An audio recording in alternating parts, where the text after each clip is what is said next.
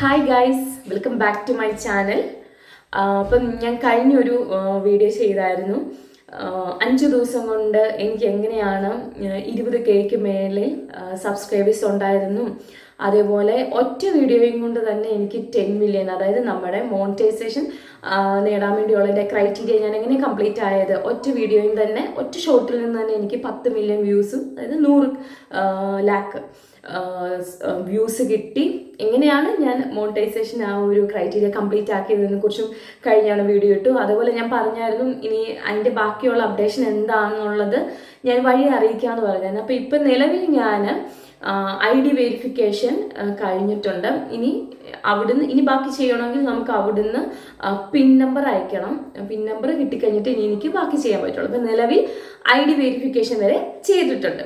അതേപോലെ ഞാൻ 5 ദിവസം മുന്നെയാണ് ആ വീഡിയോ ഇട്ടത്. അന്ന് എനിക്ക് എൻ്റെ സബ്സ്ക്രൈബർ എന്ന് പറഞ്ഞാലും 25K ആയിരുന്നു എൻ്റെ സബ്സ്ക്രൈബേഴ്സ്. ഇപ്പം എനിക്കത് 40K ആയിട്ടുണ്ട്.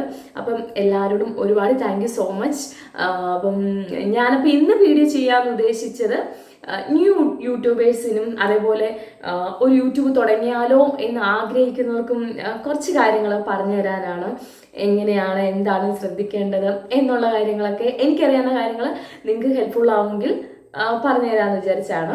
അപ്പം ഫസ്റ്റായിട്ട് നമ്മൾ പുതുതായിട്ട് ചാനൽ തുടങ്ങുന്നവരും ഓൾറെഡി തുടങ്ങിയിട്ടുള്ളവരും ഇനി ഒരു ചാനൽ തുടങ്ങിയാലോ എന്നൊക്കെ ആഗ്രഹിച്ചിരിക്കുന്നവരും നമ്മൾ ആദ്യം കണ്ടെത്തേണ്ടത് ഒന്നാമത്തെ കാര്യം എന്ന് പറഞ്ഞാൽ നമ്മുടെ ഏരിയ ഓഫ് ഇൻട്രസ്റ്റ്. നമുക്ക് ഏത് മേഖലയിലാണ് നമുക്ക് ഇൻട്രസ്റ്റ് എന്നുള്ളത് ആദ്യം നമ്മൾ കണ്ടെത്തണം.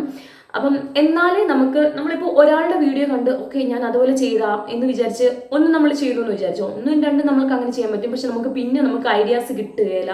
പിന്നെ നമുക്ക് ഒരു കൺഫ്യൂഷൻ ആയിപ്പോകും. അതേസമയം നമുക്ക് ഇഷ്ടമുള്ള മേഖല, ഇപ്പം ക്രാഫ്റ്റ് വർക്ക് ചെയ്യുന്നവർക്കാണെങ്കിൽ അവർക്ക് പുതിയ പുതിയ ഐഡിയാസ് കിട്ടും അല്ലേ. അവരുടെ ഏരിയ ഓഫ് ഇൻട്രസ്റ്റ് എന്ന് പറയുന്നത് അതായത് അവർക്ക് പുതിയ ഐഡിയാസ് കിട്ടും.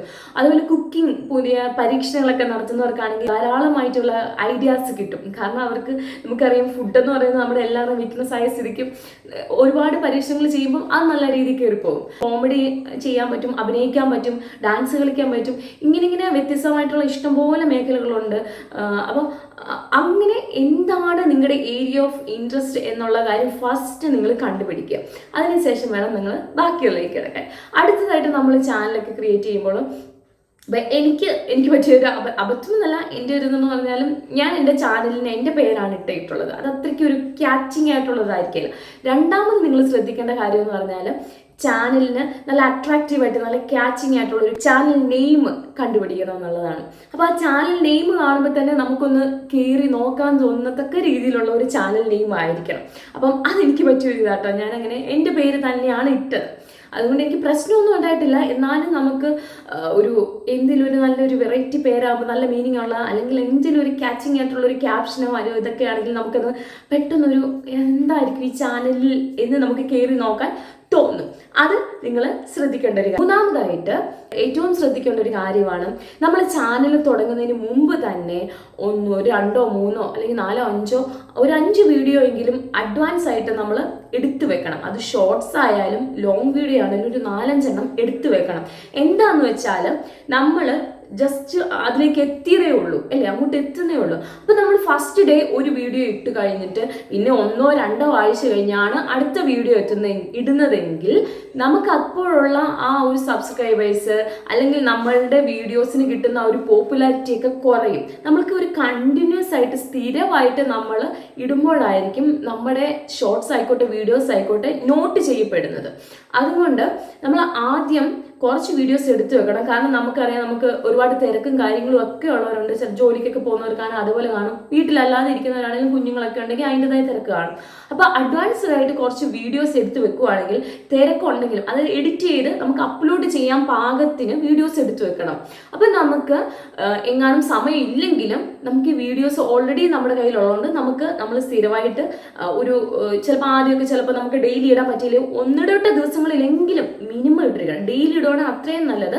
ഞാനൊക്കെ തുടങ്ങിയ സമയത്ത് 1-2 ഇന്നിട്ടു നാളെ ഇടുക, അല്ലെ നാളെ ഇടും, അങ്ങനെ 1 ഇടവിട്ട ദിവസങ്ങളിലാണ് ഇട്ടുകൊണ്ടിരുന്നത്. അപ്പൊ കണ്ടിന്യൂസ് ആയിട്ടുള്ള ആ ഒരു ഗ്യാപ്പിനുള്ളിൽ തന്നെ ഇട്ടിരിക്കണം. ഒരു ദിവസത്തിൽ കൂടുതൽ വൈകരുത് കേട്ടോ. ഡെയിലി ഇടുവാണെങ്കിൽ അത്രയ്ക്കും നല്ലത്. അപ്പൊ അങ്ങനെ നമുക്ക് ഇടാൻ പാകത്തിന് നമ്മുടെ കയ്യിൽ വീഡിയോ സ്റ്റോക്ക് ഉണ്ടാവണം. എന്നാലേ നമുക്കൊരു തുടക്കക്കാർ എന്ന നിലയിൽ നമുക്ക് നമ്മുടെ വീഡിയോയ്ക്ക് ഒരു പോപ്പുലാരിറ്റി ഒക്കെ ഒന്ന് കിട്ടുകയും ആൾക്കാരൊന്ന് നോട്ടീസ് ചെയ്യുകയും നമ്മൾ സ്ഥിരമായിട്ട് ഇങ്ങനെ ചെയ്യുന്നത് കാണുമ്പോൾ യൂട്യൂബും നമ്മുടെ വീഡിയോസ് കൂടുതലായിട്ട് സജസ്റ്റ് ചെയ്യും, ഷോർട്ട് വീഡിയോയിലൊക്കെ കൂടുതലായിട്ട് വരും, റെക്കമെൻഡ് ഒക്കെ ചെയ്യും. ഇങ്ങനെ ഒരു യൂട്യൂബ് വരെ റെക്കമെൻഡ് ചെയ്യണമെങ്കിൽ അത് കൃത്യമായ ഇടവേളകളിൽ ഇട്ടിരിക്കണം, എന്നാലേ യൂട്യൂബ് നമ്മളെ സപ്പോർട്ട് ചെയ്യുന്നത്. അപ്പോൾ അതുകൊണ്ട് തന്നെ നമ്മൾ അഡ്വാൻസ് ആയിട്ട് കുറേ എടുത്തു വെക്കുവാണെങ്കിൽ നമുക്ക് എന്ത് തിരക്കുണ്ടെങ്കിലും നമ്മൾ കറക്റ്റായിട്ട് ഇടുന്ന സമയത്ത് ദിവസങ്ങളിൽ നമുക്ക് ഇടാൻ സാധിക്കുകയും ഈ ഒരു ഗ്യാപ്പ് ഒഴിവാക്കി അതുവഴി നമുക്ക് മുന്നേറാൻ സാധിക്കുകയും ചെയ്യും. അതേപോലെ ശ്രദ്ധിക്കേണ്ട ഒരു കാര്യമാണ്, ന്യൂ യൂട്യൂബേഴ്സ് നമുക്ക് യൂട്യൂബിൽ ചാനൽ തുടങ്ങിക്കഴിഞ്ഞുമ്പോൾ നമുക്കറിയാം YT സ്റ്റുഡിയോ അത് മസ്റ്റാണ്. നമ്മൾ ചാനൽ തുടങ്ങുന്ന എല്ലാവർക്കും YT സ്റ്റുഡിയോ, യൂട്യൂബ് സ്റ്റുഡിയോ നമുക്ക് പ്ലേ സ്റ്റോറിൽ കിട്ടും. YT സ്റ്റുഡിയോ എന്ന് പറയുന്ന ആപ്പ് മസ്റ്റാണ്. അത് നമ്മൾ ഡൗൺലോഡ് ചെയ്തിട്ടുണ്ടാവണം. കാരണം എന്താണെന്ന് വെച്ചാൽ നമ്മുടെ ശരിയായിട്ടുള്ള ഗ്രോത്ത് എന്താണ്, നമ്മുടെ ഒരു ഷോർട്സ് ആയിക്കോട്ടെ ഒരു ലോങ് വീഡിയോ ആയിക്കോട്ടെ എത്ര പേര് കണ്ടു, ഇങ്ങനെയുള്ളതൊക്കെ നമ്മൾ വിചാരിക്കും നമുക്ക് യൂട്യൂബിൽ കയറി നോക്കിയാൽ പോരെയെന്ന് വിചാരിക്കും. യൂട്യൂബിൽ കയറി നോക്കുമ്പോൾ ഒന്നാമത്തെ കാര്യം ഒരു 20 to 50 എണ്ണം കുറച്ചാണ് യൂട്യൂബിൽ കാണിക്കുന്നത്. നമ്മൾ കയറി നോക്കുമ്പോൾ ഒരു പക്ഷേ 480 പേരെ കണ്ടിട്ടുള്ളായിരിക്കും, പക്ഷെ ശരിക്കും അത് 530 പേര് കണ്ടിട്ടുണ്ടായിരിക്കും. YT സ്റ്റുഡിയോ ഡൗൺലോഡ് ചെയ്യുവാണെങ്കിൽ നമ്മുടെ കറക്റ്റായിട്ട് ചാനലിൻ്റെ ഗ്രോത്ത്, എത്ര പേര് കണ്ടു, ഇപ്പോൾ ലോങ് വീഡിയോ ആണെങ്കിൽ എത്ര മിനിറ്റ് കണ്ടു, അത് ആ വീഡിയോയിൽ തന്നെ എത്ര പേര് സബ്സ്ക്രൈബ് ചെയ്തു, എത്ര പേര് നമുക്ക് ലൈക്ക് ചെയ്തു, ഡിസ്ലൈക്ക് ചെയ്തു, ഇങ്ങനെയുള്ള ഫുൾ ഡീറ്റെയിൽസ് നമുക്ക് YT സ്റ്റുഡിയോയിൽ നിന്നാണ് അറിയാൻ കഴിയുന്നത്. അതുപോലെ തന്നെ നമ്മൾ യൂട്യൂബിൽ കയറിയാണ് നമ്മുടെ വീഡിയോസ് എത്ര പേര് കണ്ടു എന്നൊക്കെ നോക്കുന്നെങ്കിൽ നമുക്കറിയാം നമ്മളാണ് നമ്മുടെ വീഡിയോസ് പിന്നെ ഓപ്പൺ ആക്കിക്കൊണ്ടിരിക്കുന്നത്. അപ്പം അങ്ങനെ വരുമ്പോൾ നമ്മൾ തന്നെ ക്രിയേറ്റ് ചെയ്ത നമ്മളുടെ ഐഡിയയും തന്നെ നമ്മൾ പിന്നെയും നമ്മുടെ വീഡിയോ കണ്ടുകൊണ്ടിരിക്കുമ്പോൾ ശരിക്കും പറഞ്ഞാൽ അതൊരു നെഗറ്റീവാണ്. കാരണം നമ്മളുടെ വീഡിയോ നമ്മൾ പിന്നെയും ശരിക്കും പറഞ്ഞാൽ കാണാൻ പാടില്ല. നമ്മളുടെ വീഡിയോ നമ്മൾ ഓൾറെഡി അപ്ലോഡ് ചെയ്യുന്നതിന് മുന്നേ നമ്മുടെ ഗാലറി കിടപ്പുണ്ടായിരിക്കും. നമുക്ക് എന്തെങ്കിലും ഡൗട്ടോ അല്ലെങ്കിൽ നമ്മുടെ ക്രിയേറ്റിവിറ്റി എന്താണെന്ന് പിന്നെയും ആസ്വദിക്കണമെന്ന് തോന്നുകയാണെങ്കിൽ നമ്മൾ അതെടുത്ത് കാണുക. അല്ലാതെ നമ്മൾ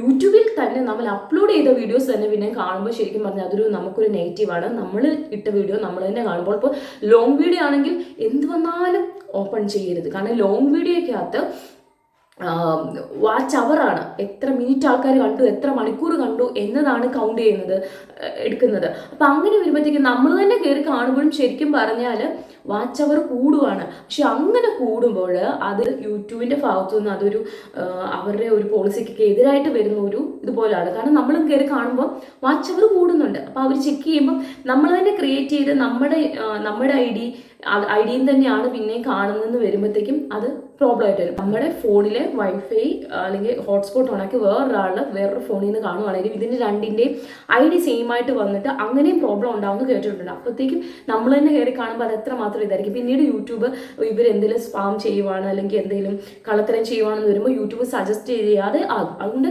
ഏറ്റവും നേരായിട്ടുള്ള മാർഗ്ഗത്തിൽ തന്നെ പോവാം. അപ്പം ഇങ്ങനെയുള്ള പ്രോബ്ലംസ് ഒക്കെ ഒഴിവാക്കാൻ നമുക്ക് YT സ്റ്റുഡിയോ ഉണ്ടെങ്കിൽ നമുക്ക് കറക്റ്റായിട്ട് പ്രോപ്പറായിട്ട് എത്ര പേര് കണ്ടു എന്ന് കറക്റ്റായിട്ട് നമുക്ക് മനസ്സിലാക്കാൻ സാധിക്കും. അഞ്ചാമതായിട്ടുള്ളതാണ് ടാഗ് ചെയ്യുന്നത്, തംബ്നെയിൽ, അതുപോലെ ഡിസ്ക്രിപ്ഷൻ, ഇതൊക്കെ എന്താണോ വീഡിയോ അത് കറക്റ്റായിട്ടുള്ളത് ആയിരിക്കണം ചെയ്യുന്നത്. ഇപ്പം നമ്മൾ ചില കാര്യങ്ങൾ കാണും, നമ്മൾ തംബ്നെയിലിൽ ഒരു കാര്യം പറയുന്നു അല്ലെങ്കിൽ നമ്മൾ ഡിസ്ക്രിപ്ഷൻ എഴുതുന്ന വേറൊരു കാര്യം എഴുതുന്നു, പക്ഷേ അതും നമ്മുടെ വീഡിയോ ആയിട്ട് യാതൊരു ബന്ധവും ഇല്ലെങ്കിൽ അത് യൂട്യൂബ് ഇപ്പോൾ നോട്ടീസ് ചെയ്യും എന്നുള്ള രീതിയിൽ ഒരു അപ്ഡേഷൻ വന്നിട്ടുണ്ട്. നമ്മൾ തംബ്നെയിലിൽ അല്ലെങ്കിൽ നമ്മുടെ ഡിസ്ക്രിപ്ഷൻ കൊടുക്കുന്ന കാര്യങ്ങളുമായിട്ട് നമ്മുടെ വീഡിയോയ്ക്ക് യാതൊരു ബന്ധമില്ല, അത് യൂട്യൂബ് നോട്ട് ചെയ്യുകയും അതിനെതിരെ ആക്ഷൻ സ്വീകരിക്കുന്നതാണെന്നൊക്കെ ഉള്ള ഇത് പുതുതായിട്ട് വന്നിട്ടുണ്ട്. നമ്മുടെ തംബ്നെയിൽ മാക്സിമം അട്രാക്റ്റീവ് ആയിട്ട് ചെയ്യാനൊക്കെ എല്ലാവരും ശ്രമിക്കണം. പിന്നെ ശ്രദ്ധിക്കേണ്ട ഒരു കാര്യം പറഞ്ഞാൽ നമുക്കറിയാം മോണിറ്റൈസേഷൻ കിട്ടാൻ വേണ്ടി നമുക്ക് 2 ടൈപ്പ് ക്രൈറ്റീരിയ ഉണ്ട്. ഒന്നേ നമുക്ക് ഷോർട്സ് വീഡിയോസ് നമുക്ക് കോൺസെൻട്രേറ്റ് ചെയ്യാം, അല്ലെങ്കിൽ നമുക്ക് ലോങ് വീഡിയോസ് കോൺസെൻട്രേറ്റ് ചെയ്യാം.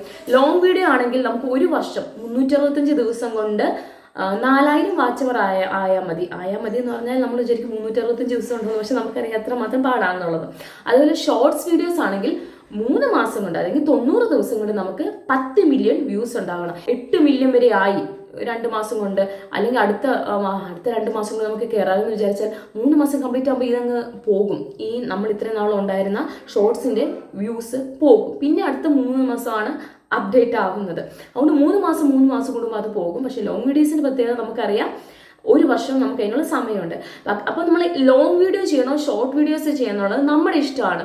ലോങ് വീഡിയോ ചെയ്താൽ മാത്രമേ നമുക്ക് മോണിറ്റൈസേഷൻ കിട്ടുമെന്ന് ഇല്ല കേട്ടോ. ഇപ്പം എൻ്റെ ഇതിൽ ഞാൻ ലോങ് വീഡിയോസ് കുറച്ച് കാലമായോട് ചെയ്യാൻ തുടങ്ങിയിട്ട് എനിക്ക് അധികം വ്യൂസ് ഒന്നും കയറുന്നില്ല, 500-ന് മേലെ ഞാൻ പോയിട്ടില്ല. പക്ഷേ ഞാൻ ഷോർട്സ് വീഡിയോസ് മാത്രം ചെയ്തിട്ടുള്ള ആളാണ്.